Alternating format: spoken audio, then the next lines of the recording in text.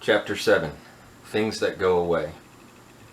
My father's father's father's wife was full-blooded Cherokee, or at least that's what I've been told. That would explain the black hair and dark eyes that my dad had, and his strong facial features, and sadly, maybe his style of gift-giving too. My father gave me a guitar one Christmas, another time it was a gun, and once it was even a 1967 Ford LTD.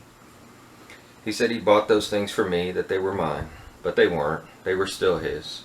Looking back now, I think those things, like him, just stayed a while, then went away. I don't know why, they just did. That 12 gauge was at my house. He'd given it to me. Said it was mine, said that I was getting it to be a man, and that a man was old enough to have his own shotgun. I treasured it. From that one gift came 100 dreams. We lived in a small split-level house then, in a town near Omaha called Carter Lake, which was right next to the big airport. I spent my days studying the art of hunting, dreaming of owning a bird dog so he and I could go on big hunts together. I read everything I could, every book, every magazine. I was going to have a yellow Labrador retriever that would pheasant and quail hunt with me. I would take my new shotgun and break state records for the most birds killed in one day and become known for training amazing bird dogs. I could see it. Of course, I was only 13 or 14, couldn't drive yet, not legally anyway, so I just dreamed. We didn't live in the country, so I didn't know how I would get to the open fields or get a dog. I just imagined going there, being there, and that would be great, and I would be great. Then one day I didn't have the 12 gauge anymore. Dad said he needed it back for something. I don't even think he told me why. He just needed it back, so it was gone. And overnight my hopes and plans and dreams of birds and dogs and hunting also disappeared. I don't think I was upset. It was what it was. It happened again when the guitar he gave me. I'd always wanted to play guitar. I actually felt like I was supposed to, not because of Dad, but because of God or some intuition. He gave me that guitar one year for Christmas. Finding it under the tree was incredible. I tried and tried to learn to play it. What I didn't take into account was that you can't play a really cheap guitar. Seriously, you can't. The strings are too far off the neck and it won't stay in tune. So no matter how much you practice or try, it won't sound good. You'll end up discouraged and disappointed. I did. Dad asked for the guitar back a few months later. He said he had traded with someone for it and the guy needed it back. I gave it to him and it went away. And with it, my dreams of playing guitar, at least for a while.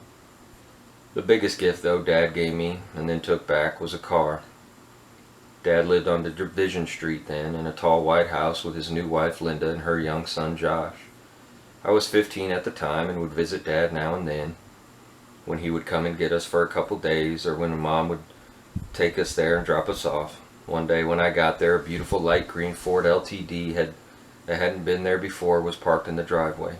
Dad took me outside, walked me all around it, sat me inside. He told me the details of the car and said, "This is yours, son. I bought it for you." My father would have an extra car in his driveway from time to time, and it was no big deal. As I remember it, he was buying and selling cars for extra money or something. Just one here or there, and usually only one at a time, so he didn't have to get a car dealer license. So one day this Ford was there, but this one was different. He said it was mine. He said he would keep it at his place until I turned 16, and then it would be all mine. I spent hours in the sun washing it in the driveway, and many, many more evening hours sitting in the front seat or lying in the soft back seat, taking in that old car smell that Dad had taught me to love, and listening to the radio until the battery would run down and the radio would turn off. Along with the dash lights and everything else, I'd go inside the house and Dad would be upset with me for running down the car battery. But it was all I had. I loved to sit behind the wheel and imagine myself driving down Kansas Avenue or pulling into the Dairy Queen and looking cool, or driving across the country in my LTD and pulling into Nashville in the early morning light, parking her at a diner, then going inside and sitting at a booth like my father would, drinking my coffee alone, admiring my automobile just outside the window in the parking lot, imagining that the Grand Ole Opry was just down the street and I'd soon be playing there. Then one day I came to Dad's house and my car was gone. A different car was in the driveway with a for sale sign on it. When I asked about the LTD, Dad said he had sold it. He didn't say it was with any kind of emotion, just kind of matter-of-factly. He didn't say when or explain why he'd sold my car or apologize to me or even acknowledge that he'd sold the car that he'd given me. Honestly, I think he forgot he'd given it to me, or at least he pretended like he did. So I guess I did too. And that dream and that car just went away. I think maybe, looking back now, that those things were never really mine. They were still his gifts, the gift he received by giving them to me. And once that feeling wore off, he could just do something else with them. Again, I swore I'd never be like that. But unfortunately, those patterns are hard to break. In my late 20s, I bought a mandolin for a girl I was dating and gave it to her for her birthday. She loved it and could play it pretty well, too. I liked the feeling of giving it to her, and I could see in her eyes how much she loved the gift. And me, but months later our relationship became rocky and ultimately ended. When she broke up with me, I was crushed and hurt, so I drove her to her apartment and demanded that she give me the mandolin back.